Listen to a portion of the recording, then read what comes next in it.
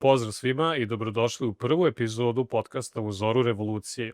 U ovoj prvoj epizodi pričam sa istoričarom Stefanom Gužvicom, koji je docent na Istraživačkom univerzitetu Visoka škola ekonomije u Sankt Petersburgu i koji je autor knjige Prije Tita o frakcijskim borbama u Komunističkoj partiji Jugoslavije pre dolaska Tita na njeno čelo.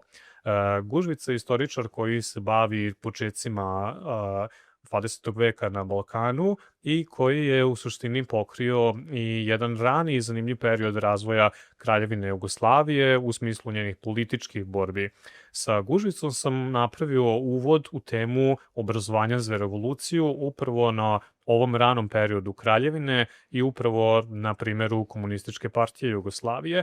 Zašto je to bitno? Pa jako je zanimljivo da je Gužvica u suštini počinjao sa tim borbama koje su se odvijale van građanskog društva i počinjao sa borbama za revoluciju opisujući značaj koje je znanje uvek imalo u pripremama za revoluciju u trenucima kada je dolazilo do slomova građanskog društva i u trenucima kada je postalo jako bitno koncipirati i pitanje revolucionarnog nasilja. Da li je partija podržavala to, pogotovo kada je bilo reč o ubistvu kralja, ili se tome protivila, zašto je do toga došlo, na koji se način uopšte komunisti koncipirali revoluciju i zašto je to nama bitno danas. Iz ugla moje knjige, ja u uvodu sam govorio o tome da je danas pojam obojene revolucije nešto što je označilo revoluciju kao takvu, a samim tim je i na neki način preseklo debate koje su postojale o tome, a koje je upravo Gužvica pomenuo. Zato je ova prva epizoda jako bitna da se stekne uvid i onako započne neki hod kroz ovu knjigu koja će pokušati da na istorijski način postavi pitanje šta to znači pojam revolucije. Izuzetno je bitno to pričati o našoj istoriji, zato što je danas nastupio zaborav ovog pojma revolucije, koja je u našoj istoriji igrao ulogu borbi protiv fašizma, protiv kolonijalizma, borbi za oslobođenje zemlje i mi smo sve to povezali u uvodnu epizodu koju vas pozivam da pogledate. Ukoliko niste zapratili, zapratite ovaj kanal i svakako budite tu kada knjiga izađe u 2026. godine. Hvala vam i uživajte. Tu smo sa Stefanom Gužvicom, istoričarem na Visokoj školi ekonomije u Sankt Petersburgu, docent si tamo i autor si knjige Prije Tita o frakcijskoj borbi u KPJ-u. Tako da, dobrodošao. Hvala. Hajde da počnemo prilike kao od neke tvojih istraživanja i kako smo uopšte ja i ti došli do toga da nam se prepliču negde istraživanja. Da, ja se u suštini bavim Komunističkom partijom Jugoslavije u međuratnom periodu, znači period od 1919. do 1941. Stoga i naslov Prije Tita, jer je moja knjiga o dolasku Tita na čelo Komunističke partije Jugoslavije, mada je baš o periodu dolaska. Ono što mene zanima šire je ceo taj period od 1919. do 1941. Dakle, kako se razvijao naš rani radnički pokret. I mene to motivisalo, naravno, zato što, kao i tebi, ideja socijalizma nije čisto neka intelektualna radoznalost, nego i nacrt za budućnost i put ka razumevanju nekog budućeg društva bez kapitalizma. Tako da je poenta mojih istraživanja u suštini da razumem korene našeg radničkog pokreta. Mislim, čak se i ne bavim isključivo KPJ-u, nego i raznim procesima koji su se odvijali u prve 2 decenije 20. veka i to je nešto na čemu sad radim, što nadam se će biti nova knjiga sledeće godine, ali u suštini, dakle, da, glavna poenta je u tome da radimo obojica međuratni period i tako smo se i povezali po toj liniji, pošto mislim da delimo tu neku ideju da treba razumeti šta se dešavalo ne samo u socijalističkoj Jugoslaviji, koja je već sama po sebi izrazito vredno iskustvo, ima mnogo interesantnih procesa, nego je o tome kako se stvarao taj naš komunistički pokret, bez kojeg ne bi bilo zapravo ni te Jugoslavije, niti bi ta komunistička partija 1941. bila sposobna i spremna da uradi ono što je uradila. Dakle, da razumemo te korene. Između ostalog, mislim da je povezano, o tome isto treba otvoreno pričati, o nekoj percepciji, dakle, poraza svetske revolucije, jer ta komunistička partija je trebala da ostvori u periodu od 1917. do 23. jednu svetsku socijalističku republiku. I ideja je bila u suštini od Lisabona do Vladivostoka, imamo celu radničku državu, međutim, naravno, taj projekat je poražen, došlo je do poraza revolucija u Nemačkoj, u Italiji, u Mađarskoj, na kraju krajeva onda je i u Sovjetskom savezu, naročito u vreme Staljina, dosta suženo ono što se smatra marksizmom, ono što se smatra komunizmom i samim tim smo došli u situaciju da je mnogo tih stvari nekako, ako ne izgubljeno, zaboravljeno, jer čami u arhivima i mi pokušavamo sada, dakle, te teorijske tradicije da vratimo u nadi da ćemo pronaći između ostalog i neki putokaz za budućnost. Ukratko složio bi se, pretpostavljam da je to neka naša zajednička motivacija. Sjajno, da. Pa, pazi, ti si isto i čitao si ovu moju knjigu, znači jako je bitno da napomenemo datum snimanja ovog sad našeg razgovora je 17. jul 2025. godine, ti si rekao da je godišnjica smrti Augusta Cesarca, okay. Tako da dosta bitan datum, ali zapravo je bio, uslovljen je bio time, prosto ti radiš u Rusiji, retko kad si ovde, pa smo hteli kao da uhvatimo period dok si tu. Ali šta to znači? Pa knjiga je zapravo i dalje u toku pisanja. Ja sam tebi dao ono kao prosto da vidiš, da mi daš neke utiske, pa ajde kad smo već tu možda da počnemo od toga, kao koji su zapravo tvoji utisci u knjizi? Pa mislim da kao pored idejne sličnosti, ono što mene isto privlači, što ti i ja imamo zapravo koncepcijsku sličnost. Jer i ti i ja, nekako glavna motivacija nam je da upravo da objavimo to teorijsko nasleđe jugoslovenskog komunizma i samim tim tvoja knjiga je u velikoj meri zbornik dokumenata. I to je ono isto što i ja radim i čemu ja težim i imam nekoliko potencijalnih projekata, na nekima sada radim, na nekima ću raditi u budućnosti, koji se svode upravo na to. Dakle, da ja pišem uvodnu studiju zapravo, a onda imamo baš tekstove tih ljudi. Znači, ja mogu nekako da rezimiram šta se tu dešavalo, da kontekstualizujem, što je jako bitno, i onda zapravo, evo vam tekstovi, čitajte i prvo razumite kontekst, pročitajte te tekstove i onda ćete doći do toga šta je iz toga relevantno danas. I mislim da u suštini ti radiš isto to i to je ono što je ključno. Znači, ti praviš jednu odličnu kontekstualizaciju koja je zapravo nekako onako pogled, kako da kažem, bird's eye view bi to bilo na engleskom. Znači ti gledaš ceo taj istorijski proces nastanka marksističkog pokreta, radničkog pokreta i onda samim time marksizma, socijaldemokratije i kasnije komunizma. I u suštini, da, to je ono što je velika stvar. Sad, naravno, ti ne ulaziš tu u detalje, jer to nije poenta te studije, ali mislim da je upravo studija kao takva mnogo korisnija, tako što si ti izabrao te neke ključne momente i fokusirao se na neke ključne momente koje onda kontekstualizuješ da bi ljudi razumeli taj neki kontinuitet izučavanja marksizma na ovim prostorima. Znači, to neće biti suvoparna studija od 600 strana gde ti prolaziš kroz svaku neku partijsku školu u detalje, ali jednostavno daješ taj pregled kako su i kada ljudi počeli, kako je počelo, ko je tada čitao i kako su se pojavljivale i prve škole za radništvo i tako dalje i kako je onda to išlo nekako paralelno sa razvojem radničkog pokreta, jer opet to nije bila čisto intelektualna priča da se radnici prosto tako obrazuju, nego radnici treba da se obrazuju za konkretnu političku akciju. Apsolutno, mislim kao, ajde onda sad i ja da dam neki kao uvod kao o svojoj knjizi, mislim, čudan je format zapravo, da čuješ nekog drugog, ali dosta je bitno i iskreno, meni je neko koji nijedan drugačiji pristup mi nije bio moguć u tom trenutku, jer ovoj studiji bukvalno nema ništa napisano, kao ne možeš uzeti neki, kao nema istorije marksističkog obrazovanja, kao napisana u poslednjih 30 godina, mislim zapravo da jedina kompletna na koju sam ja naletao je od Krsta Popivode, čini mi se da objavljeno otprilike 76. godine, i od tada, mislim, pominje se ta tema tu i tamo i čak i on u toj studiji kaže kao, pa kolege iz partije nisu nužno upoznati sa ovom istorijom, iako je ona svugde zapravo, kao marksizam je svugde, ali kao nije bila popularna tema, verovatno zato što su svi već bili kao izludeli uz izučavanje Marksa, ali, znaš, kao, baš zato što je bilo toliko sve prožimajuća, nje nije bilo u suštini nigde kao eksplicitno napisana, a pogotovo, ja iskreno mislim da nakon pada Jugoslavije,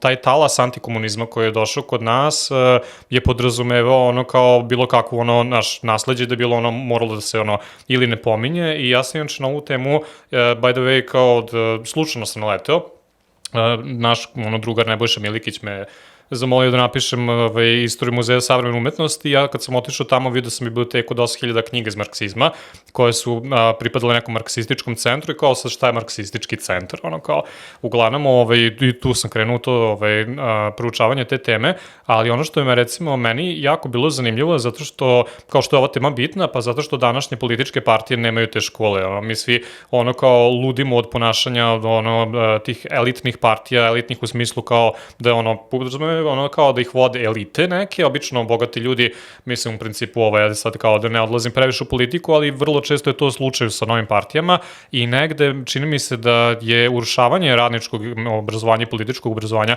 u partijama zajedno sa marksističkim obrazovanjem negde simptom kao današnjice koji nikako da ga vidimo negde, tako da je jako bilo bitno kao da se priča o tome i recimo, pored toga što ja tebe znam dugi niz godina, meni je recimo tvoja knjiga pre Tita bila jako zanimljiva kada sam naleteo zapravo na Sremsko-Mitrovačku kaznionicu i kad sam počeo da izučam malo kao kako je to funkcionisalo. Doduše ponekad si doslovno bio fizički pored mene u arhivu Jugoslavije, pa smo zajedno to radili, neke stvari smo tu delili, ali mi je recimo, tek sam ja posle čitao tvoju knjigu, čitao sam neke delove ranije, ali jako mi je bilo zanimljivo recimo sukob oko Petka Miletića, čitava ta frakcijska borba je meni recimo postala jasna tek kada sam shvatio kao koji su bili kao ulozi kao tu, zašto je toliko bila jaka borba.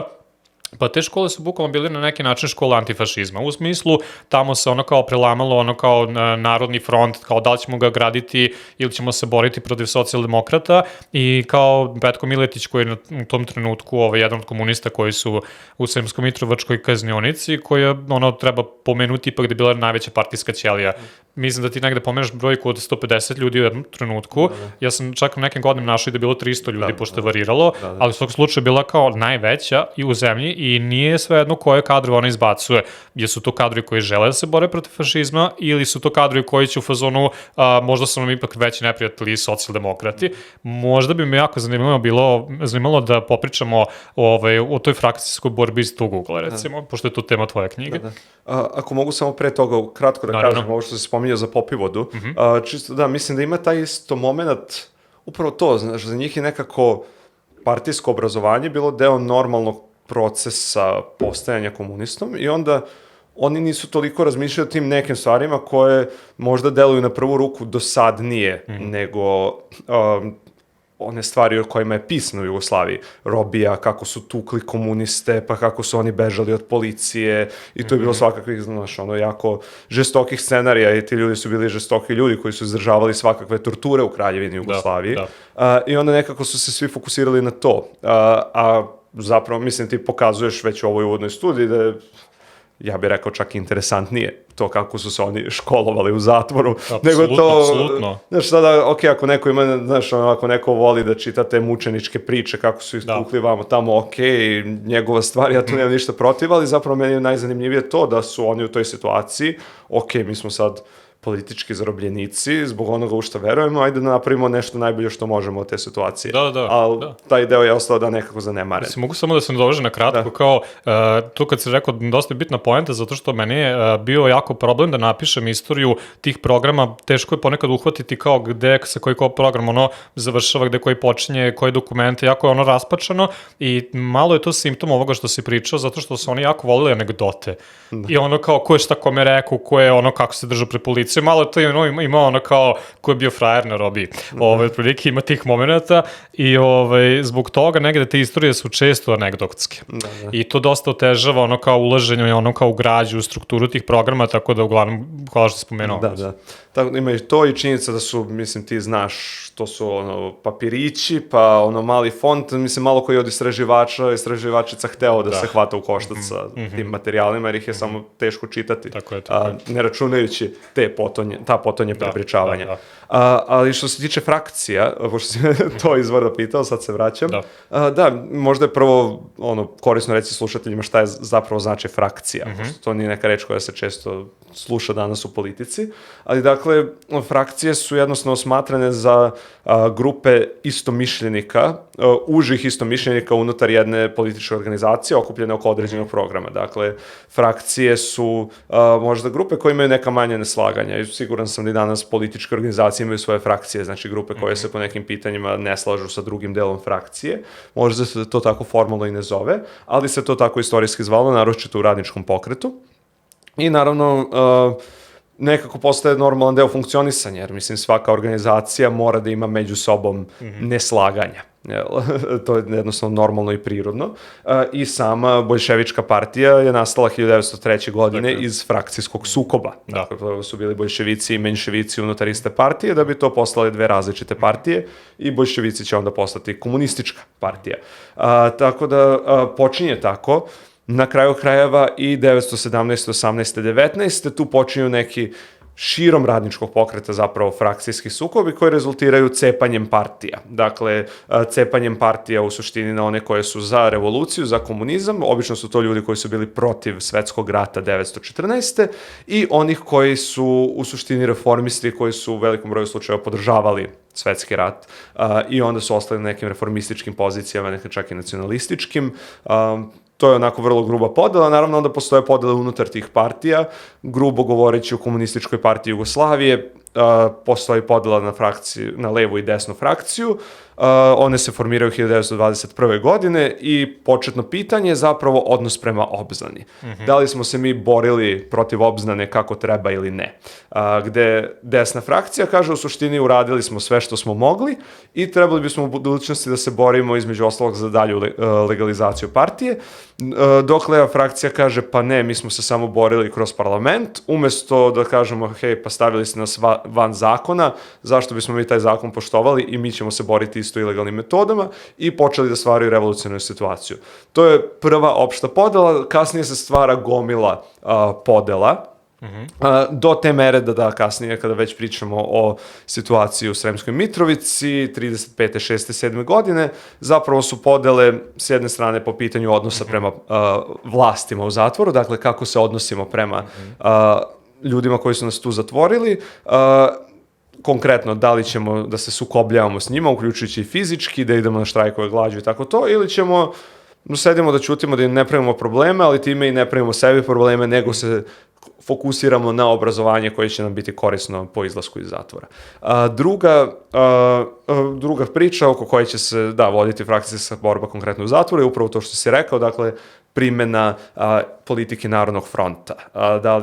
Da li se prelazi na novu politiku koju je Kominterna uspostavila od 35. odnosno politiku prema kojoj se treba postavljati osnova za buduću antifašističku borbu. Da. Samo možda za slušatelje koji nisu nužno istoričari ili upoznati sa periodom, možda samo kad pomenuo obznanu, možda samo par reči o tome. Da, mislim, obznana je bio dokument koji je donešen, dakle, ako se ne varam, 30. decembra, zadnji dani decembra 1920. 29. pa su ga kao primili. Pa su obnarodovali 30. kojim je u stvari komunistička partija stavljena van zakona de facto. Poslanici koji su imali poslanički imunitet su još uvek bili u Narodnoj skupštini i glavni metod borbe je bio što su oni pokušavali argumentima u skupštini da kažu ovo jednostavno je kršenje zakona, ustav još nemamo, ali nemate pravo da jednu partiju koja je treća najveća partija u državi zapravo da je tek tako stavite van zakona.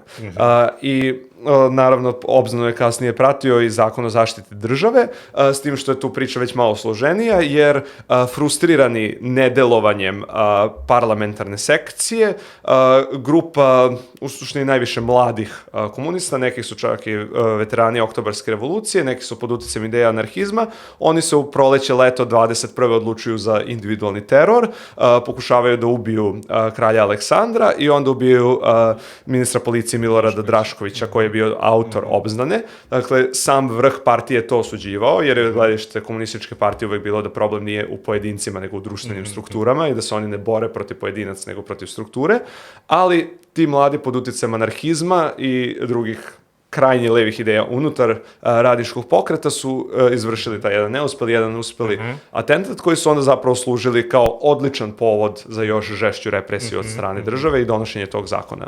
Da. Mislim, meni je jako zanimljivo što se inače ponekad ti atentati krive, i pogotovo i tadašnjim istorijama, ona historija KPU koju sam ja transkribovao u knjizi, ali posle ratne istorije krive te atentate na kao sve bio uzrok nedovoljno marksističko obrazovanje. Jel kao zašto ljudi idu te herojske činove koji ih izdižu iznad radničke klase i u krajnjem kao Spasoje Stejić i drugi koji su radili te atentate, Spasoje pokušao da ubije kralja Aleksandra, igrom slučaja granata bacio sa, čini mi se, Ministarstva pravde, granata se odbilo telefonsku žicu i kao kralj je preživeo, pukim slučajem. Uglavnom, zbog toga, prosto represija nad komunistima se pogoršava, iako to partija nikada nije naredila. A meni je jako zanimljivo povodom obznane, možda malo isto konteksta, kao šta je bilo prilike nekoliko dana povodom obznane. Ja sam inače razvio neku vrstu kao bolesne obsesije čitanjem novinskih članaka iz tog perioda, jako je zanimljivo i čitao sam Politiku bukvalno iz dana u dan i kao šokirao sam se kao šta je tu sve bilo. Oprilike, čini mi se da je 28. decembra kraljevina, odnosno vlada je htela da, i to je ne htela, već je izvela artiljeriju protiv radnika u Bosni. Postao je taj rudnik Kreka se zvao i u tom trenutku prema makar tim novinama i radničke novine su tome pisale, prilike nastaje kao neka priprema za neki generalni štrajk, ali mene je odgovor vlasti da ti izneseš artiljeriju protiv kao radnika i pohapsiš komuniste, onda uvedeš tu obznanu, pritom kao posle Sima Marković koji je bio na čelu partije, koji je bio taj legalni lik, nećemo ništa kao oštrije, dolazi kod Raškovića, pita ga u fazonu kao, koji đavo, kao, jel možeš ti da objaviš te dokumente na osnovu koji si ti to kao video, on je u fazonu kao neću. Ne mogu i zašto bih. Da.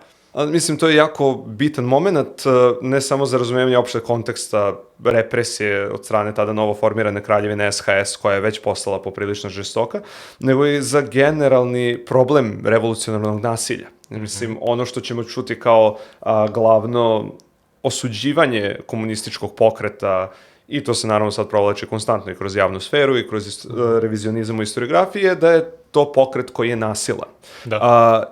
I to nije kontroverzna izjava. Poenta je da ono na čemu je insistirao radnički pokret oduvek, i ne samo radnički pokret, mislim to su pričali još i Jakobinci, znači svi veliki revolucionarni pokreti u zadnjih 250 godina, je upravo tome da je nasilje statusa quo ono što je najgore nasilje. A da je nasilje radničkog pokreta nasilje koje odgovara na to svakodnevno nasilje. Mislim da je to lekcija koja je danas u Srbiji u kontekstu aktualnih dešavanja i protesta nešto što je sasvim jasno ljudima. Dakle, da je nasilje, znači, kada padne nadstrešnica, to je kao, ok, dešava se nikom ništa, jel? Ali upravo ono što je poenta, ono na čemu insistiraju ljudi uvek je da nasilje statusa quo je ono što je smrtonosno, a nasilje koje sledi kao odgovor na to je nasilje u samoodbrani. I to je ono što legitimiše mase u revolucionarnim pokretima i to je ono kako je komunistički pokret sebe legitimisao. I to se vidi baš na primjerima između ostalog i Kraljevine Jugoslavije. Ako mogu još da...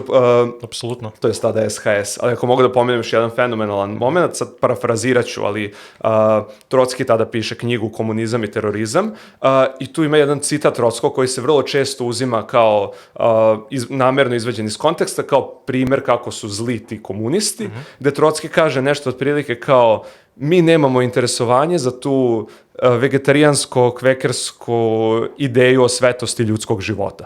I onda ljudi kažu, bože, kako je ovaj čovek psihopata. Da. A poenta celog pasusa je da Trocki kaže, nama sada govore sveštenici, vladari, monarsi tog vremena, kako mi ne treba da vodimo revoluciju u Rusiji zato što je ljudski život svetinja, a isti ti čak i sveštenici su govorili 914. da se mora ići u rat za državu. I kao, oni nisu imali problem sa nasiljem kada su poslali milione ljudi u do tada najkrvaviji rat u istoriji čovečanstva, ali odjednom kada su mase krenule u rat protiv tih koji su ih u rat poslali, onda odjednom pričamo o tome kako je ljudski život svetinja. Dakle, to je poenta onoga što je Trotski tada izgovorio. U smislu obesmislili su pojam ljudskog života svojim ponašanjem. Oni su obesmislili pojam ljudskog života, je obesmislen i mi koji ratujemo za komunizam, mi ratujemo za ponovno davanje smisla tog ljudskog života. Mi ne verujemo da u danim uslovima ta svetost ljudskog života postoji i vi ste nam u praksi pokazali da ne postoji. I to je neko kao spasuje Stage, koji jeste u suštini terorista koji baca bombu, ali on je shvatio, mislim, on je čovek koji je bio u rovovima Istočnog fronta, koji je gledao kako ljudima te iste granate, on je znao šta je ta granata, on je gledao kako te granate ljudima razvaljuju, ukidaju udove, ubijaju ih i on je znao da je to već zločin. I da su svi vladari Evrope tog doba učestvovali u tom zločinu. U tome je poenta. Što se tiče revolucije. Je meni jako zanimljivo da se, apropo tog, predstavljena levičara, komunista kao ludih, psihičkih, kao nestabilnih likova koje hoće samo nasilje. Meni je jako zanimljivo da pomenem jednu temu koja bi u nekom direktnom smislu povezala današnjicu i to vreme, a to je pojam revolucije, koji danas gubi smisao. U smislu, šta hoću da kažem, danas se vrlo često protesti kažu izbila revolucija, obojena revolucija, narandžasta revolucija i to je zapravo, malo sam nisam istraživo to u smislu naučnog rada, ali čini mi se da otprilike to počinje od Ukrajine 2014. taj pojam obojene revolucije da se koristi, u krajnjem i kod nas se to koristi, zapravo u nekom, ajmo da kažemo, kontekstu političkom koji ima veze sa Rusijom, prosto odatle je došlo i meni je jako zanimljivo da su zapravo levičari negde to prihvatili i često se govori kao prilike ko je revolucionarni, kao da je to individualna neka vrlina, ali ako pogledamo Filipovića recimo i tu njegovu knjigu Razvitak društva koja je pritom knjiga sa kojom počinjemo bukvalno svaki kurs marksističkog obrazovanja od momenta kad je napisana u Požarevcu u zatvoru 1924. godine, on ima jedan jako... Da kažeš ljudima ko je Filip Filipović. Pardon my French. Pa Filip Filipović je prilike komunista koji je bio u jednom trenutku i sekretar KPU, bio jedan od najuticajnijih komunista u tom međuratnom periodu. Čini mi se da je jednom deo svog obrazovanja imao i u Rusiji, predavao je na komunističkom univerzitetu manjina sa zapada, takozvani KUMS. Sam bio univerzitet za kadrove, nema veze s nacionalnim manjinama.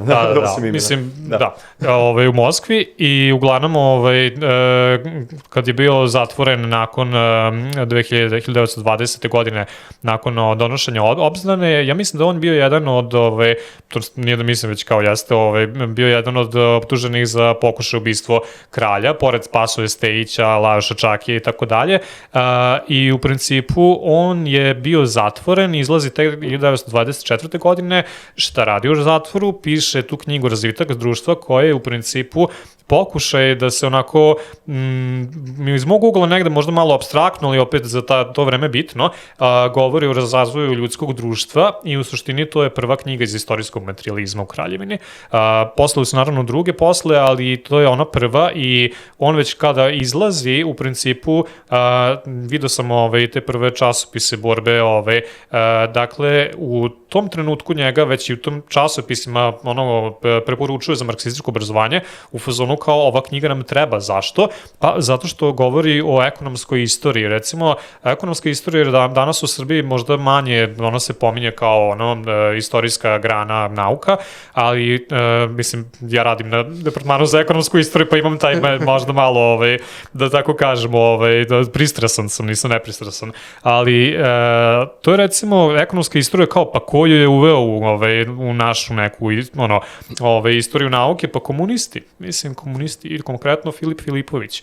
I ono što je jako zanimljivo je da on iz osnovu ekonomske istorije govori o nužnosti kao menjanja društvenog uređenja. Zašto? Pa zato što ako ovako nastavimo, on zapravo završava analizu imperialističkim ratovima, prvi svetski rat 1914. i nakon toga govori da je kapitalizam ušao u neku fazu gde može sad samo otprilike da izaziva sukobe, da melje ljude i tako dalje, u smislu da nema više nakon osvajanja kolonija, da u suštini on počinje da se univerzalizuje, sam sebi da kopa tako neki način, da kopa grob. I šta on kaže za revoluciju? Meni je jako tu on sličan Benjaminu, recimo, Walter Benjamin, filozof, koji je govorio za revoluciju da je veliki kočničar istorije, u smislu da mi ne nastavljamo da idemo onim kao putem koji status quo vodi u provaliju, već da ona zapravo, kako ljudi zamišljaju revoluciju kao protest gde je sad nasilje i puca se, Benjamin je u fazonu, ne, to je kočnica, i na stranu njegov romantizam, zapravo Filip Filipović nešto slično govori u smislu, hej, mi ako kao ne promenimo naše privredne sisteme, ako ne nacionalizujemo industriju, privatni kapital koji sada vlada, koji je povezan sa ratnom industrijom, pritom, kao što je to i danas slučaj, će, gledajući svoje sopstvene interese, ovo društvo survati u provaliju. I on govori šta? Treba nam promena, revolucionarna promena, ali kad on kaže revolucionarna promena, on recimo priča o fazama revolucije, od kojih je oružana borba, nasilna faza neke vrste fizičkog sukoba zapravo najkraća i najnebitnija. On pre toga govori da je faza, recimo, marksističko obrazovanje jedna od faza pripreme revolucije, a posle revolucije govori o izgradnji, i tu se ugleda na Sovjetski savez. Hoću reći, u odnosu na, recimo, koncepciju revolucije koju su imali komunisti tada, i kao zašto su se oni toliko obrazovali, zašto su oni čitali ekonomiju, istoriju, politiku, pravo, zašto su se bavili u nekim trenucima, našao sam u arhivu Jugoslavije, čini mi se da si ti možda bio tu ili sam ti svako javio, da su se bavili kvantnom fizikom, kao za Boga zašto? Pa zato što su se pripremali za mirnodopski razvoj nauke i za mirnodopski razvoj društva i izgradnju društva, i zašto je bilo bitno kao znati kako kako privreda funkcioniše, zašto je bilo bitno znati ekonomsku istoriju, pa zato što ti to daje kao gradivne blokove da nešto sagradiš i posle tog prevrata. Politički prevrat i nasilni prevrat, mislim da čak i nasilje se ne pominje u svakoj koncepciji kao ono je nužno, u smislu kao posle si sam si kao rekao, i te cepanja i frakcije koje su bile oko reforme i revolucije, s tim što čak ni Marks nije u svakom slučaju i svakoj situaciji bio u fazonu ajmo puške po oboji. I ajde da ne dužim preterano, ali recimo pogledao sam malo i u Savezu komunista Marksovom u 1848. Marks vrlo često kaže ja sam bio protiv proletarijata u tim trenutnim okolnostima, kada su se ljudi zaletali i kada su bez ideje šta grade ulazili kao fizički sukobe. Tako da ako pogledaš pojam revolucije kod komunista 1920. pa čak i kod samog Marksa kao u njegovom kao političkim, praktičkim kao delatnostima, to nije se svodilo na tu neku vrstu nasilja, a kamoli na protest, kao što mi danas radimo, i mi osjećamo da smo mi danas revoluciju totalno smanjili značaj, kao. Da, pa pazi, ja bih rekao... Izvini što sam sad predužio. Ne, odlično, ali dao si nekoliko tema, trebao sam hemijsku da zapisujem o čemu hoću da pričam. Da. Ali generalno da, mislim, prva i fundamentalna stvar je upravo to što si rekao, zašto su se oni toliko time bavili, pa zato što je, mislim, revolucija, svaka politika je socijalni inženjering. Mislim, ti ako imaš ozbiljnu ambiciju bavljenja politikom, čak ne nužno revolucionarnom politikom. Mislim, ti moraš imati jako dobro razumevanje društva, jako dobro razumevanje poluga društva, jako dobro razumevanje, ne znam, ako treba da se izgradi neki put, ko će morati tu da se uvali, ako ništa drugo, jel? Ali društveni procesi su izrazito složena stvar i bez razumevanja te složenosti društvenih procesa jednostavno nema razumevanja politike i nema mogućnosti bavljenja politikom. Dakle, svako ko se bavi politikom mora da se ozbiljno uzme u koštac sa teorijom, sa obrazovanjem.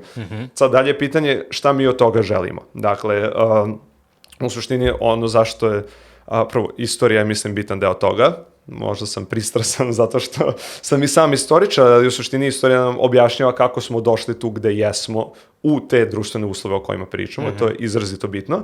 A druga stvar je pitanje da li je istorija nešto što ima cilj ili ne. I ništa, ja sam u tradiciji Hegela i Marksa i ja mislim da istorija ima cilje da treba da idemo u konačnici do nekog besklasnog društva, do globalne planske privrede koja stvara jednostavno optimalne uslove, na kraju krajeva i za maksimalizaciju individualne slobode, ali isto tako za maksimalizaciju napretka čovečanstva, stvaranje jednog boljeg, racionalnijeg društva.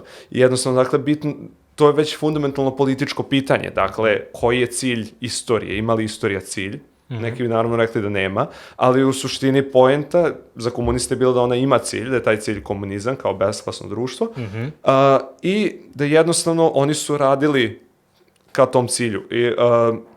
Dakle, kada dolazimo već do toga, mislim, to opredeljuje dalje strategiju i taktiku. Znači, da li je nama zanimljivo sad, ne znam, da li nam je zanimljivo koji će se drvo i park biti posečeni u Novom Sadu, da li nam je zanimljivo koja će biti vlast u Srbiji, ili nam je zanimljivo šta će se desiti na nivou Evropske unije, ili nam je zanimljivo kuda ide čovječanstvo kao jedna celina.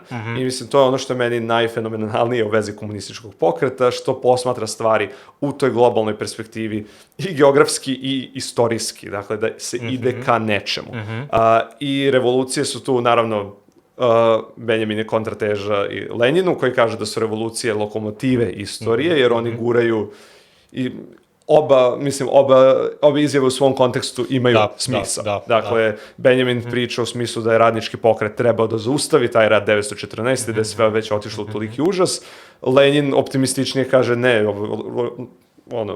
istorija je sporo išla, kao i taj rat je neko sporo idenje, rat je najnormalnija stvar, ljudi stalno ratuju ni za šta i tako to, ali onda dođe revolucija i gurne te procese, gurne tu Rusiju iz polufeudalizma u društvo koje će u roku od 40 godina slati čoveka, rusizam, čoveka u kosmos.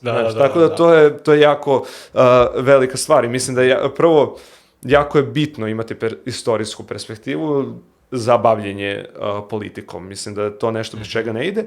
I drugo, da revolucija je jako bitna, ali isto za razumevanje revolucije bitno šire razumevanje društvenih procesa. I da, izgubili smo dakle i te ideje edukacije, izgubili smo i te ideje organizovanja, i generalno izgubili smo svakakve vrlo praktične tradicije tog organizovanja. Dakle, jednostavno, radnički pokret kao takav je u velikoj meri poražen u zadnjih 30-40 godina i to je, po mom mišljenju, jedna tragedija za čovječanstvo, jer je čak i u svom reformističkom obliku radnički pokret jednostavno držao stvari nekako pod kontrolom. I poenta je, dakle, upravo sa nestankom radničkog pokreta, kako je Eric Hobsbawm to genijalno rekao, bogati su prestali da se boje siromašnih. I onda ti možeš da imaš i seče svih socijalnih davanja, uništavanje javnog zdravstva, infrastrukture, i ti možeš da imaš povremene izlive nezadovoljstva, šta više ne samo povremene, mislim, opet to što si rekao, što se zove obojena revolucija, mislim, to čak reći od naranđasta revolucija u Ukrajini ranije, ali mislim, ne znam kad se sam taj termin pojavljuje i mnoge od tih revolucija se nazivaju po nekim bojama, ali poenta je da manje više svaka postsocijalistička država, sa izuzetkom, mislim, Hrvatske zapravo, je imala neki masovni protestni pokret koji je ili u najmanju ruku ozbiljno uzrmao državu u zadnjih 35 godina. S druge strane, vrlo često su to bili neke probleme tako, oko korupcije, izleti voz sa šina, padne na cršnica, to je vrlo isto česta stvar. Opet, zbog toga je bitno obrazovanje, ovo što se desilo u Srbiji, kao nije se desilo prvi put u nekoj državi. Mislim, takve stvari se dešavaju konstantno, mislim, takve stvari se dešavaju konstantno i uvijek vodi želja za profitom, u suštini. Mislim, opet ne dešavaju se samo u istočnoj Evropi, najveća industrijska katastrofa svih vremena je naravno katastrofa u Bhopalu u Indiji, koja odnosi nekoliko hiljada života, ali se o njoj ne zna zato što je Union Carbide i dalje jako moćna kompanija koja jednostavno troši milione dolara svake godine da se o Bhopalu ne priča.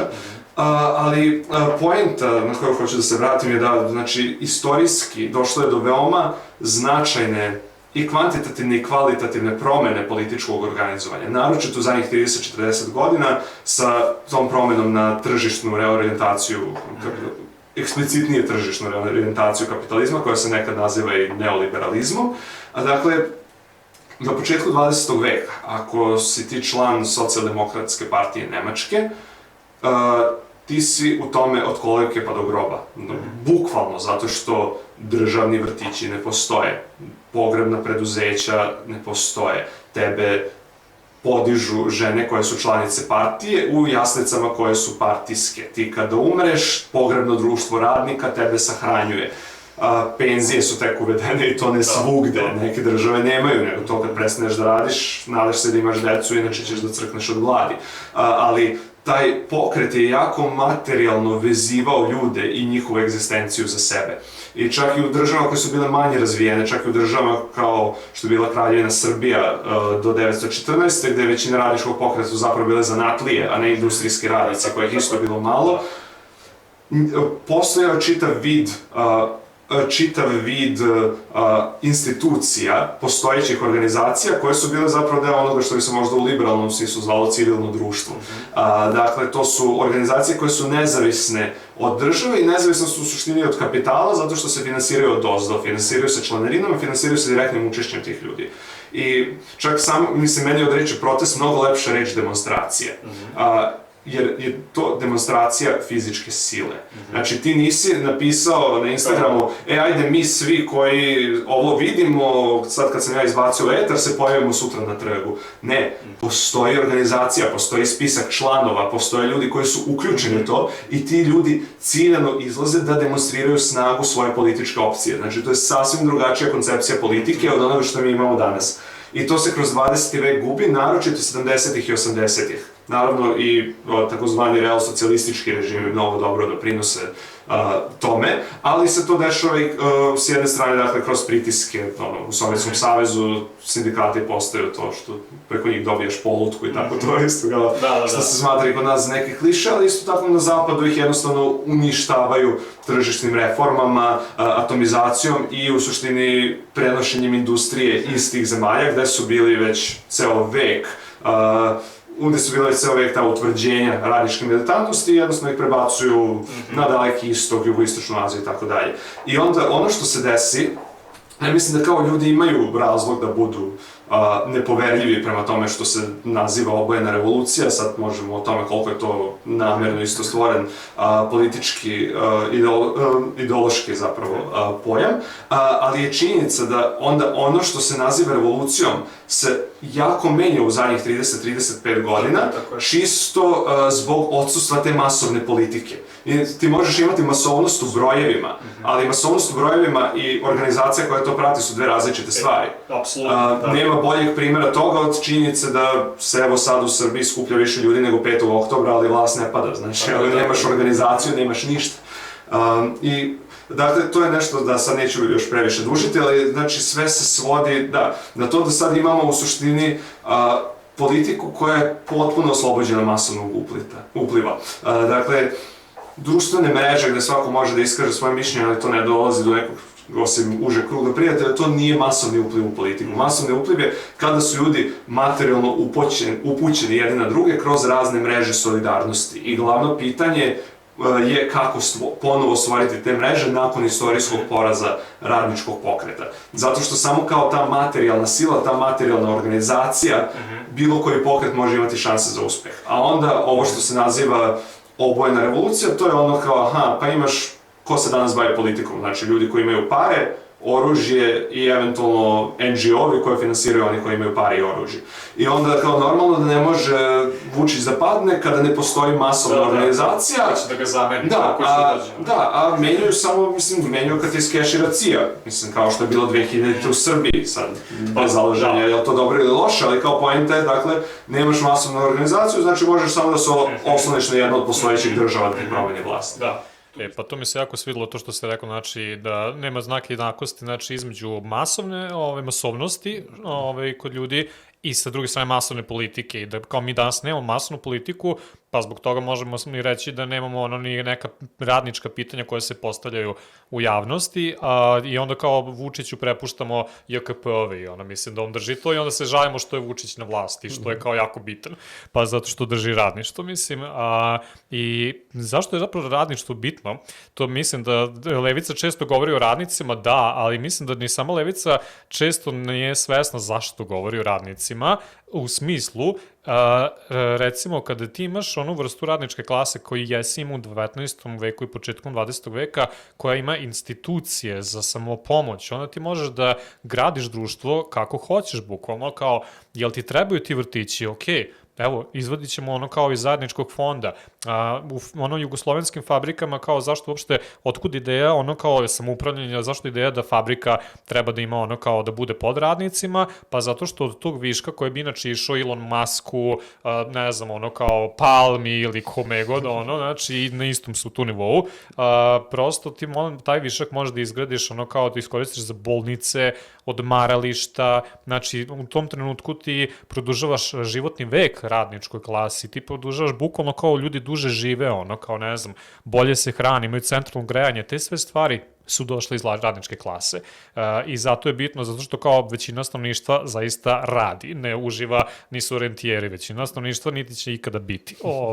I kao prosto kao ta vrsta stvari bi trebalo da bude samorazumljiva, ali ponekad nije, jer ljudi često govore o tome kako ja da se približim radnicima, koju muziku da slušam, totalno nebitno. Koga briga? To je deo tog isto kulturološkog skretanja na levici. Tako je. I to je nažalost kod nas bilo vrlo aktuelno, ali recimo ovo što si isto rekao, pomenuo se aktivizam i tu bi se nadovezao, fusnotu bi jednom bi napravio. Astra Taylor, koja je bila učesnica Occupy Wall Street, je napravila nakon tog iskustva Elvasa, što ona kaže srednjoklasnim aktivistima, kao to je ono, kao noćne more raditi sa njima, kaže da je prilike aktivizam doveo do gubljenja funkcije, recimo sindikalnog organizatora, propagandiste, mi sve te funkcije danas kao da ne postoje i sve su se kao svele neki aktivizam koji je generični pojam. I recimo, meni je zanimljivo da sam počeo malo da izučavam i ispostavi se da u toku 60. i 70. godina kada aktivizam nastaje kao ti građanski pokreti, komunističke partije, recimo Bordiga u Italiji, ne znam, onda situacionisti u Francuskoj, pa čak i filozofi poput Adorna kritikuju aktivizam. Bordiga ga naziva bolešću radničke klase. Adorno kaže da vi nikada nećete s njim promeniti društvo kroz aktivizam. Zašto? Zato što on kao hoće neposrednu promenu. Hoće, ja izađem na ulicu i kao neka država uradi nešto. Dobro, to je jako drugačija vrsta politike od komunista koji su se bukvalno kao obrazovali, učili prava politiku, ekonomiju i tako dalje, da bi kada dođu na vlast izmenili kao društvene odnose tako da odgovaraju većini njihove partije, a kada kažem većini njihove partije, na šta mislim, pa većini radničke klase. To su ipak bile radničke partije, radničke u smislu da su se radnici i seljaci i poneki studenti tu našli u toj partiji. Zašto? Zato što su isključeni iz bukvalno svih drugih partija koje ne predstavljaju njihove interese i u tom smislu će komunističke partije uvek imati, čak i da nemaju to ime, će uvek imati neku vrstu prostora u politici koje će biti rezervisano za njih i gde prosto ne možeš drugačiji nego da radnike organizuješ i da kao promeniš neke odnose. Za to ti je potrebno znanje i ja mislim da smo mi gubitkom tih radničkih partija zapravo izgubili to znanje koje su oni imali u sebi i od tuda interes za temu uopšte. Upravo, da. I recimo, znaš, neka liberalna politička nauka bi to nazvala demokratskim deficitom. I kao, demokratski deficit se često koristi kao, ne znam, institucije Evropske unije su nereprezentativne vamo tamo, ali ja mislim da je činjenica da u odsustvu postojanja ozbiljnih masovnih organizacija u društvu, ti zapravo svugde imaš demokratski deficit. Mislim, pogledaj jednostavno šta govori istraživanje javnog mnjenja, šta misle Nemci o genocidu nad Palestincima u Gazi i uporedi to sa zvaničnom politikom Nemačke države. Znači, ti ne moraš da gledaš jednopartijsku državu da bi to video. I onda imaš taj stereotip kao, komunisti, oni su napravili diktaturu, pa je partija zamenila mase, upravo to što sad, kao koja u čijem interesu radi ta partija. A kako je partija postala masovna? Šta, mase su tako sedli kao, ne, molim vas, nemojte zli komunisti, od kojih je 2 miliona njih. Upravo, to je prva stvar, znaš, to je prva stvar, druga stvar, kao, mislim kao sad je jako cool reći, socijalistička Jugoslavija, Sovjetski savez, vamo tamo nisu bile demokratije, ali kao, ti nemaš danas nikakvu vezu između onoga što je izborni proces i onoga što je stvarna politika bilo koje države na planeti. I zapravo to je postigao kapitalizam svojim ultimativnim trijumfom. Neki od onako iskrenijih i opasnijih predstavnika vladajuće klase su to govorili. Mislim, Wolfgang Schäuble kad je radikalno leva, opet naravno socijaldemokratska partija, došla na vlast u Grčkoj, je otvoreno rekao da su izbori irelevantni. I to je, ali mislim, to je činjenica. Demokratski deficit. Da, mislim, možemo se mi sad zgražavati na tim što je Šojble bio takav, ali on je rekao tačnu stvar. I ono što je bitno za razumevanje politike je da je on rekao tačnu stvar. A sada se mi zgražavamo, to je možda neki sledeći korak. Da, tako da upravo je poenta u tome da jednostavno bez masovne politike ti nemaš mehanizme za promenu sistema. Imaš mehanizme za promenu sistema da skloniš jednog Miloševića i da onda 15 godina kasnije imaš jednog Vučića, ali ti nemaš mehanizme koji će, mislim, zakon o radu je manje više isti kao onaj koji je, zakon o štrajku, pardon, je onaj koji je pisao Šešelj 90-ih, zakon o radu je Vulinov iz 2016, on je kao tobože neki socijalista, ali isto, mislim, katastrofalan. Znači, kao... Socijalisti su i dalje na vlasti.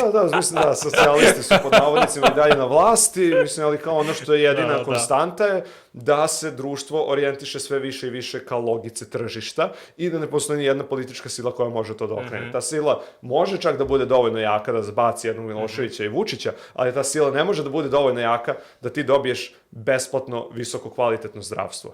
A Srbija ima visoko kvalitetno zdravstvo ako ti možeš da priuštiš privatnike koji su naravno slizani sa SNS-om. Kao, nije problem u tome, problem je u tome što je zdravstvo roba. Nismo mi sad nešto kao smotaniji od Nemaca, da ne možemo da imamo zdravstvo kao u Nemačkoj. Mi ga imamo, ako možeš da ga platiš. Da, apsolutno. I mislim, apropo tog kao demokratskog deficita, pa Rudi Supek je jedan filozof u Jugoslaviji radio istraživanje kao participativnosti na izborima, kao bukvalno od mesne zajednice do opštine i tako dalje, i tu su bile kao brojke u redu veličine 90%, kao. Znači, da ti imaš za delegate da ti glasa 90% populacije, kao koliko danas glasa, kao bukvalno kao trećina, i ti bukvalno onda imaš kao situaciju gde mi, bukvalno, ako hoćeš na bilo kojim, kriterijum, od životne starosti, ne znam, broja, kao bolesnih dana koje uzmeš, kao sick leave, prilike, bilo šta da pogledaš, tebi sindikatori raspadaju, bukvalno, mislim da ne ulazim, kao u to kako nam izgleda budžet i tako dalje, i ti onda u tom trenutku ti kao daješ subvencije Rio Tintu, Ling Long, ovo ludilo, i gomilu firma zadužuješ se, i u suštini kada neko kaže da je lice Vučića, lice stranog kapitala, to jeste tačno, kao oni su toliko, mislim da ne ulazim kao direktnije političke teme, ali prosto on se toliko, i ne samo on, već kao generalno ta politička ekipa se toliko odrodila od neke vrste, kao masa od dole, da u suštini ni ne predstavljaju ničije interese osim kao tuđih interesa, i kao kako se to desilo, pa onog momenta kada smo pustili radničku politiku da ode niz vodu i kao misli da su radnici kekrezubavi kao kreteni neki, i to se desilo otprilike. Tako da meni je jako zanimljivo da komunističke partije, za razliku od ovih današnjih, mislim, evo, ti kao član današnje neke političke partije, ti ćeš saznati odluke partije sa Twittera, prilike, bukvalno, i to znam iz iskustva. Sa druge strane, ti, ako si recimo član KPU u jednom trenutku, ti dobijaš cirkulare, dobijaš materijal, bukvalno i to, kad kažem materijal u trenutku kada je taj materijal zabranjen, kada nemaš prevode na srpski jezik, kada nemaš ni para da kupiš knjigu, i u principu dobijaš obrazovanje koje će tebe, kada dođeš kao da budeš aktivan član, kada dođeš recimo kao u neku opštinu, kada dođeš u neki kao grad ili bilo koje mesto, znati šta da radiš. Znači, to se kao zove investiranje u svoje članove, to se zvalo demokratski centralizam, gde se od tebe očekivalo da debatuješ tu kao neke teme koje tebe interesuju, odnosno koje interesuju ljude od dole i kao tvoje okruženje, i onda da kao partija donosite kolektivnu odluku. Mi to danas nemamo ni u jednoj partiji, gde se od tebe očekuje da daš mišljenje, kao i... Ja bih se prvo vratio korak unazad na radnike, onda bih došao do radničke partije, jer mislim da i sam si rekao kao vezivanje za radnike je donekle folklorno, i mislim da kao većini ljudi može da je deluje kao zašto sad oni pričaju o radnicima. I čak i na levici, recimo to tako, ali poenta je da, mislim, Marks nije izabrao radničku klasu zato što njemu je to bilo žao radnika. Znači, radi se opet o analizi materijalnih okolnosti i on je jednostavno video da ako postoji neki sloj stanovništva kojem je dovoljno loše da društvo menja, onda je to radnička klasa i na osnovu toga je zaključio da je radnička klasa motor progresa, što više komunisti će, mislim, neki će pričati o tome u okviru marksizma 19. veka već, ali komunisti će to najviše razraditi takođe sa seljaštvom i njegovom specijalnom pozicijom na periferiji tadašnjeg razvijajućeg kapitalizma, ali poenta je dakle da se identifikuje ta klasa koja je najgore da bi ona zapravo mogla da vrši neke društvene promene, da bi bila toliko militantna da nema interesa u održavanju statusa quo. I naravno, u najširem smislu te reči, sigurno 90% ljudi minimum su radnička klasa, u smislu da 90% nas živi od obavljanja najamnog rada. Sad, naravno, tu su veoma značajne gradacije, nije isto imati univerzitetsku platu i platu nekoga ko radi na trafici, i to su sve, naravno, razlike koje treba uzeti u obzir. Naravno, nas je bilo uvek dovoljno mnogo izdajnika svoje klase, od Robespierra preko Lenjina i Trockog i tako dalje. Ali je poenta upravo u tome da najviše treba računati na te ljude kojima je materijalno najlošije. Takođe, na našu veliku sreću, mislim da je imizeracija uvek relativno neapsolutno pitanje. Znači, neko će reći, ljudi danas imaju iPhone-ove vamo tamo, pa im je bolje nego pre 100 godina, ali mislim, 1780-ih su u Francuskoj sankeloti živeli bolje nego 1710. Ali uopšte nije poenta u tome, mislim... Da, plus koliko mi radimo danas, a koliko su oni radili... Da, mislim, naravno, to je već zasebno pitanje, ali kao suština je u tome da jednostavno, da, ljudima je, ako je ljudima loše, oni neće reći, pa znaš, bilo je gore 1865. Mislim, to je istoričar da ti kaže, bit će šufazovno kao šta mi bre pričaš, gluposti, ali kao, bitno je razumeti te neke procese, ali to nije nešto što će uticati na direktnu militantnost ljudi ovde i sada. Tako da to mi je velika nada za budućnost. Ali onda kada dolazimo do nivoa partije, da, mislim, da, poenta je kako napraviti tu partiju maksimalno reprezentativnom i mislim da su socijalistički sistemi, čak i kada su bili jednopartijski, čak i da nisu imali 90% participacije na izborima, mislim, uzmi bilo koje novine iz 70-ih i ti ćeš vidjeti da u Komunističkoj partiji Jugoslavije ti imaš širi dijapazon mišljenja nego što je razlika danas između naprednjaka, SRS, LDP-a i Zeleno-levog fronta. I to je ono što, znači, ta društva su bile izrazito dinamična. Mislim, oni to kao stalno zovu krizom, u krizi smo, kao što je kapitalizam stalno u krizi, ali kao što znamo od kapitalizma, kriza je ono što održava sistem vitalni. I ti sistemi su bili i vitalni, ali su bili mnogo sofisticiraniji. I na samo, pitanje da li imaš jednu ili više partija nije pitanje demokratije, prva stvar. Druga stvar, demokratija sama po sebi nije cilj. Demokratija može biti jedna od sredstava borbe koje u određenim uslovima primenjivo ili ne. Kada gledamo, recimo, to međuratnu partiju, mislim, ona nema dobre reprezentativne mehanizme nakon 1921. Zato što ne može vas 20 ovde da sedne i da kaže, mi hoćemo ovog lika da je delegat, a da vas ne pohapsi sve policija. Ali oni dalje maksimalno pokušavaju, znači, da održe i u tim uslovima nekakvu reprezentativnost, nekakvu smenu kadrova ako neko završi u zatvoru i tako to. I to je upravo ono što je ključno za održavanje vitalnosti te partije i stvaranje strukture koja će na kraju pokrenuti rat i revoluciju. Tu ti marksističko obrazovanje ulazi. Zašto? Pa kao zato što ako ti ono kao ubiju kadar, kao pa šta ćeš da uradiš? Možda da edukuješ ono sledeći kadar da bi, mislim, to Tito čak i kaže u jednom trenutku, 1940. na ono petozemaljskoj konferenciji, kada ono kao govori bukvalno kao ljudi, ono kao Oluja se sprema. Bukvalno govorite taj izraz i misli na Drugi svetski rat, misli na fašizam, misli ne samo da nas je ubijao ovaj režim, nego će nas bukvalno kao ubijati kao i okupator. Kao mi moramo, i meni je bilo fascinantno kad sam ja čitao kao taj njegov tekst, taj govor sa petozemaljske, kaže, mi moramo čitavu zemlju prekriti mrežom kurseva, mrežom političkog obrazovanja. Ja sam u fazonu kao koji ludak pred Drugi svetski rat razmišlja o pokrivanju cele zemlje mrežom kao obrazovanja i kao distribucijom knjiga, kao u fazonu. Jako je zanimljivo. Pre puške je došla knjiga. Kao došla je prilike obrazovanje. Zašto? Zato što je bio svesan količine ono, ljudi koji će poginuti i količine ono obrazovanja koji će poginuti zajedno sa njima, koji će nestati zajedno s njima i zbog toga je inače u oči Drugog svetskog rata, mislim ti misli negde moja knjiga i završava, pa sam hteo to da pominemo, razvija se zaista ta mreža kurseva, oni su to zaista na kraju razvili, počeli su prvo u Makarskoj školi, to je na Hrvatskoj rivijeri, tu su razvijali modeli obrazovanja, toga kao kratkih kurseva koji su bili dizajnirani tako da prvo dobiješ privrednu istoriju, onda dobiješ državno pitanje kako se razvila država ovde, onda dobiješ recimo konkretno neka akcijona pitanja, seljačko pitanje, žensko pitanje i tako dalje. Znači šta, kada ti dođeš na vlast, šta radiš? Ja sam intervjuisao inače komuniste i partizane, najstarijim bio general Mišković, 105 godina u trenutku intervjua, najmlađi iz njegove generacije imao 95 godina, Ivan Fumić.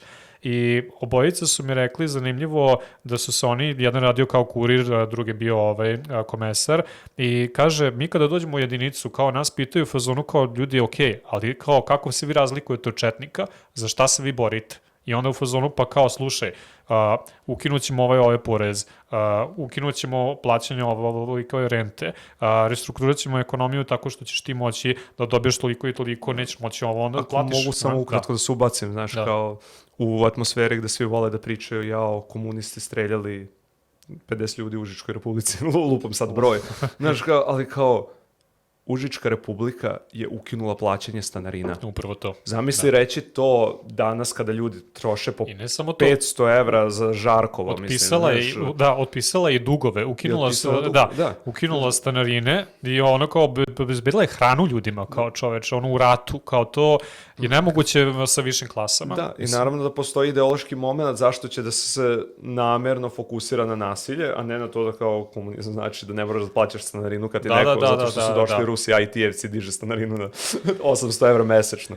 Da. Mislim, pa jako je zanimljivo, zašto kao dobar deo stvari kada ljudi mrze, ne znam, kao partiju koju mu isto, ja sam fazonu kao što više izučavam ovu istoriju kao kraljevine i istoriju marksističkog obrazovanja, to mi je iskreno manje jasno zašto iko voleo kraljevinu. Imao se kao 24 vlade čoveče, koji su uglavnom radile u interesu stranog kapitala, izvozili artiljeriju na radnike, kao fazonu, ok, lako je nama danas reći kraljevina ili kralj, ajde dođi da pokušaj da živiš u tom periodu. Ajde pročitaj kako izgleda svakodnevni život nekoga ko recimo nije blizak kralju. Pa ne baš tako lepo. Nije nalik na Montevideo, Bog te video.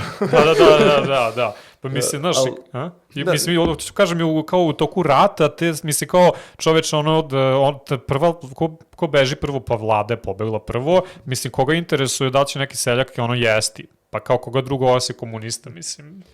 Da, i mislim, to je naravno velika ideološka ofanziva, znaš, kao što je moj drugar rekao, mislim, Ante Pavelić nije mogao da sanja da napuni stadion ljudi da mu viču za dom spremni, jer ljudi bili svesni da su ustaše, psihopate. Da. Znaš, kao taj režim, mislim, prvo ta organizacija je skrpljena od 2000 kriminalaca pre rata i onda je u suštini zapravo dobrim delom preuzela i aparat kraljevine Jugoslavije, kao što su to radili Nemci, recimo, na teritoriji okupirane Srbije. S druge strane, sprovela jednu manijakalnu politiku genocida. Kao, naravno da se, mislim, to se nije sviđalo ni Hrvatima, kamoli Srbima, ali kao niko nije, sad je lako ispirati mozak ljudima tim nekim apstraktnim idejama 80 godina kasnije, kroz glupovu muziku, nego zapravo kad moraš da živiš pod tim režimom. Inače, moram da se nadovežem, kao i što sam rekao, ovo za četnike, mislim, da ne širim previše temu, ali jako mi je zanimljivo. Ja sam inače u nekom naletu ludila u sklopu istraživanja, čitao sam četnički ekonomski program pred kraj rata i mislim da samo ću kratko, uglavnom kad su oni gubili nisu više znali, kao shvatili su dok je da taj element nižih klasa mora da nekako da uđe kao u optice, jer su oni prosto zbog insistiranja na nekoj kao nacionalnoj čistoti u suštini se nisu ni bavili toliko, jesu oni bavili kao Srbin im je negde centralna figura, kako će taj Srbin živeti, šta će jesti, to nisu baš puno ulazili u to. Onda su skontali da mora malo da kradu od partizana i onda su počeli da kao da zagovaraju potrošačke zadruge i tako dalje. Ja sam fazonu kao zaista. Da, pa to je kao što demokratska stranka u Americi, najbolje što može da smisli je to bojkoti potrošača i kao to je neki vid politike. Da, i onda uglavnom ovi komunisti koje sam ja intervjuisao su u fazonu, pa kao nama su dolazili likovi koji ga čekaju četnici, govore isto i oni kao trebalo ipak napraviti linije razlike i tome je služilo između ostalog marksističko obrazovanje, jer u ratu neće tebi doći neko, pa evo, super, ja želim baš da poginem za tebe. Pa dobro, druže, kao, reci mi zašto. Mislim, da, i uglavnom, bez neke ideje zašto se narodno-oslobodilačka borba izvodila, ne bi bilo ni moguće da kao masovi se i da kao prihvati ljude. Da, i na kraju krajeva, mislim, to je ono što je ključno danas, eto isto, ok, fali taj moment organizacije, ali isto, znaš, treba motivisati, eto, ako su ljudi na ulici i, ne znam, bore se protiv SNS-a, ja znam da je to popularno, lepo reći kao, ne smemo imati podele vamo tamo, mi smo svi za sve dobro protiv svega lošeg, ali to ne znači ništa i to ljude inspirisati neće. Ne na vid akcije koje je zapravo potreban da bi se negde neka vlast promenila. Znači, mora postojati konkretna vizija. Ne samo svako može da ti kaže da je loše. Mora da postoji vizija kako će da izgleda to dobro. Da. To je ono što je glavno. Pa da, jer ono što, pitanje koje mi često sebi ne postavljamo, evo sad recimo tebi da neko bukvalno da sad ne znam, neki budžet jedne opštine, da ti dođeš da budeš u toj opštini, šta će ti uraditi? I meni mi je zanimljivo da smo mi od silnog to dizanja svesti i tako dalje, kao raising awareness i to NGO politike došli u suštini do toga, do jedne pasivizacije stanovništva, gde niko više znamo svi da je loše, a nemamo pojma šta dalje. Pa evo ti ovi kursevi i tako dalje, tamo se bukvalno to izučavalo i tamo se bukvalno nije se to za džabe zvalo političko osposobljavanje. Ima jedna inače zanimljiva, na toj petozemaljskoj konferenciji Boris Kidrić je dao referat o marksističkom obrazovanju i počeo ga je kao dužnost svakog komunista je da se osvesti. Tito je to precrtao kao nikako osvešćivanje, već kao sam sebe da izgradi. I ja sam pozvano kao ovo je jako simbolički bitno, zato što kao vidi se da nije njima kao svest bila i tako dalje, kao čitanje akademsko, već osposobljavanje ljudi da nešto preduzmu u svojim okolinama i zato i radnička klasa bitna, zato što kao pa ko će drugi ako ne daš kao pare Ilonu Masku, pa kao kome ćeš dati, šta će te uraditi. Tako da mislim da s jedne strane postoji ta neka pasivna liberalna pozicija, s druge strane ta neka aktivna komunistička pozicija, makar u istoriji, makar u toj kraljevini Jugoslaviji, koja se danas kompletno zaboravila u tom ideološkom napadu, posle 90-ih. Da, znaš, danas nama informacija ne fali. Znaš, kao informacije su tu. Pitanje prvo, pitanje jeste u jednoj meri kako doći do njih, ali opet to nije pitanje koliko ćemo dobiti lajkova na Instagram Reel, nego je to pitanje kako ćemo napraviti neke strukture obrazovanja. Zato što proizvodnja informacija postoji, mislim, svaki NGO izbacuje po gomilu pamfleta svake godine, čak i nekih ozbiljnih naučnih studija.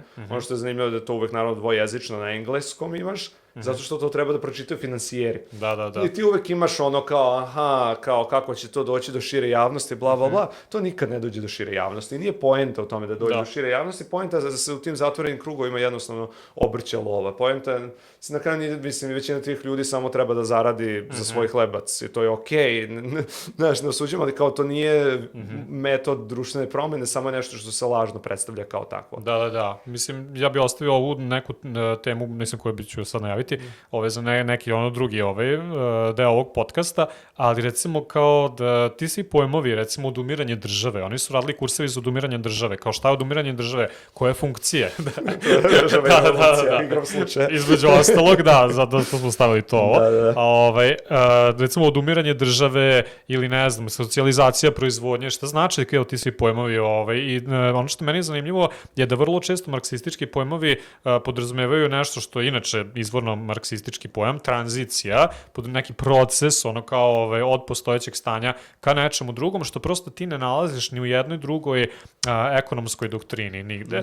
Liberalizam ne kaže, gradit ćemo neko društvo budućnosti, već kaže, kako tržište da maksimalizuje profit, kako da ide ovo ovde, i onda se mi svi upletemo u neku trku, kako da dignemo BDP.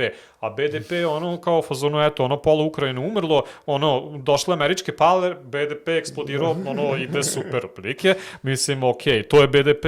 Mislim, i to Vučićevo davanje subvencija, dolazak strane kapitala, ti možeš imati apsolutno ono kao brutalnu kolonizaciju sa BDP-om koji je super, ono mislim, i to ti ništa ne govori o društvu, dok sa druge strane ti taj spoj političke ekonomije, politike i ekonomije imaš kao u marksizmu i ti vidiš da oni to rade na kursevima, oni rade, ljudi, kako se ova država, kako smo došli do ovde? Kako je došlo do odle da recimo 60-70% naše industrije, kao što je bilo u Kraljevini, je pod stranim vlasništvom, kako smo došli do toga da smo prezaduženi. Jugoslavija, inače Kraljevina, je 30. bila najzaduženija posle Grčke u Evropi, bukvalno, gde su ono kao ljudi, ono nisu imali, mislim, cene poljoprivrednih proizvoda su ono, skakale, siromašni nisu mogli da kupuju hranu, bukvalno, sa druge strane seljaci su morali da vade kredite, da bi ono su uopšte mehanizovali, one, mislim da sam i ti poslao to, da su koristili drvene ralice, inače neolitski proizvod, ono sve do kao 30. godina, mislim. Da. Mislim, na kraju krajeva, srednja klasa je bila pritisnuta kao struju, nisu mogli da priušte, jer je struja bila francuski monopol. Tako da imaš baš ono na celom nivou države potpuno tako disfunkcionalnost, kao što imamo danas na nivou države disfunkcionalnost, jer je sve podređeno interesima tržišta, a to najčešće znači upravo stranog kapitala. Pa da, ja mislim čak i da je bešao, da Tony Blair je bio pozvan da nam kao savjetuje kako da namestimo ono kao cenu struje, mislim da bi to bilo pre 5-6 godina. Da, znaš, dosta tih stvari se ponavlja, znaš, sad kad uzmeš, ne znam, privatizaciju EPS-a i tako te neke priče. Da, samo bih još dodao, mislim da polako vratno da idemo ka kraju, ali ono što je jako bitno naglasiti, dakle, poenta tog obrazovanja je dvostruka. Mislim, to smo otprilike i već rekli, ali treba baš eksplicitno da se kaže. Jedna je to da ti uzmeš i razumeš kako treba da izgleda to buduće društvo, ali poenta tog sveopšteg obrazovanja znači to neće čitati 5 profesionalnih aktivista, nego to treba da čitaju svi. Prvo zato što imaš tu ideju iz prosvetiteljstva u koju ja verujem i dalje, s koje se ne može verovati da možemo usavršiti čovečanstvo i da se pojedinac najbolje ostvaruje kroz kolektiv. Dakle, to nije pitanje pojedinac ili kolektiv, nego to. I druga stvar da upravo stvaranjem takvog modela, ako ti težiš radikalne društvene promene, mislim, poenta upravo treba da bude u tome da, mislim, mi smo opet svi pojedinci, pojedinac može kroz pokret da se izbori, ali onda taj pokret mora da ima te pojedince koji su svi kvalifikovani. Naravno, neće nikad imati svi jednake sposobnosti, neko će biti bolje za nešto, konkretno neko će biti bolje za nešto drugo, ali poenta je da, ne znam, ako sad ovde uleti bija i kao, ova dvojica pričaju o opasnim idejama i rokne nas, da dođu neka druga dvojica koja znaju isto to. Upravo je u tome nekako glavna poenta. Znači, da svi mi možemo da budemo potencijalno zamenjivi u tom sveistorijskom procesu koje vodi na kraju kao usavršavanju čovečanstva. Pa mislim, jako je zanimljivo da inače na levici se neko ko na pojam individua ili individualizma gleda na kao loše, kao ne, mi nećemo, mi ćemo samo kolektive, pa kao čoveče, gde to imaš, ono kao kod Marksa imaš, mislim, preduslov razvoja individua jeste kolektiv, ono kao čita poenta i marksizma i komunizma jeste bilo kao da ono svakome bude bolje, individua i da bude bolje i samo je način da se to ostvaruje svaćeno kroz kolektiv, a ne kroz tržišnu utakmicu jedni protiv drugih i onda ti tek imaš ono kao preduslov, taj o čemu si ono kao pričao, da bi uopšte ono kao reorganizovao proizvodnju, moraš imati ono masovno obrazovanje svih. Ima inače jako zanimljiv tekst, možda bih sa time i završio od Engelsa, koji se zove o autoritetu, gde ono poredi revoluciju sa tekstilnom mašinom, poredi i sa brodom, gde protiv anarhista, sa kojima se sad tada svađao, gde on kaže kao da revolucija ima svoj autoritet. U smislu nije autoritet moj, partijski ili bilo čiji, već ono kao prosto svaka mašina da bi radila, ona tebi nalaže da joj, ne znam, ono kao dostaviš resurse, da joj dostaviš električnu energiju, da radiš na njoj, da je podešavaš i tako dalje. Drugim rečima, neka određena disciplina koja dolazi od mašine pa ka radniku i te mašine i industrija i tako dalje, čak i da se revolucija desi, da se preuzme vlast, da dođe do neke promene o kojoj su komunisti govorili, baš i zato govore o genezi, ono kao trenutnog stanja, trenutna industrija, da bi se ona promenila, ti ćeš morati da kao tamo imaš neke radnike koji će i dalje biti disciplinovani, ali je poenta kolektivno ono kao svesne promene, da ti ono kao si svesan da ono će ti biti bolje ako napraviš ono kao domaću ono, ne znam, ono, tešku industriju, domaću ono sirovinsku bazu i tako dalje, onda to ti otvara mogućnost planiranje ti otvara mogućnost da ti živiš bolje, duže, zdravije i tako dalje, da svaka individua od toga dobije nešto i tu kaže da je zapravo taj revolucionan prevrat baš zbog tog privredne strukture društava, isto tako autoritran, isto tako zahteva, nalaže tebi neke stvari i ti jednostavno to ne možeš bez kolektivne organizacije, zato je ono kao marksizam, ono kao akcentovo kolektivnost za razliku ono kao liberalnih partija koje misle ćemo nas dvoje, troje sesti i pokazat ćemo da ćemo mi dogovoriti. To nas je dovelo od ovde. Da, i mislim, naravno, ekonomsko planiranje je odličan beg od anarhije tržišta koja nema boljeg primjera zaista od Srbije, gde te vodi anarhija tržišta, bukvalno samo treba da izađeš na ulicu ako pokažeš. I to je neka suština i sad upravo to da se kroz to neko planiranje stvaraju uslovi za maksimalan razvoj svakog pojedinca, odnosno dolazimo do te suštine da, kao što smo rekli, nije poenta individua ili kolektiv, nego da su te stvari zaista u marksizmu jedno zavisi od drugog, to je jednostavno fakat postojanja ljudskog društva. Pa da. I negde ono kao i za kraj, mislim da i čitava ova istorija o kojoj su sad pričali, malo smo se dotakli savremenih stvari, ono kao malo nekih iz Kraljevine Jugoslavije, ali jako je zanimljivo da se tome uopšte ne debatuje, pa zašto? Pa zato što je ova vrsta istorije negde i odbačena upravo da bi ovako naše stanje nastalo. Da. Zato što ne postoji država koja je više bila nalik na savremenu Srbiju od Kraljevine Jugoslavije u međuratnom periodu i jedina tragedija je što danas nema komunističke partije. S tim bih završio, znači, tamo na tako, ono bilo ono vešnica na torti. Da, lepo smo ga upakovali. Da. Ok, ništa, hvala što si došao i ništa, mi se svi vidimo u nekom drugom podcastu. Mi je zadovoljstvo, hvala što si me pozvao. To je to.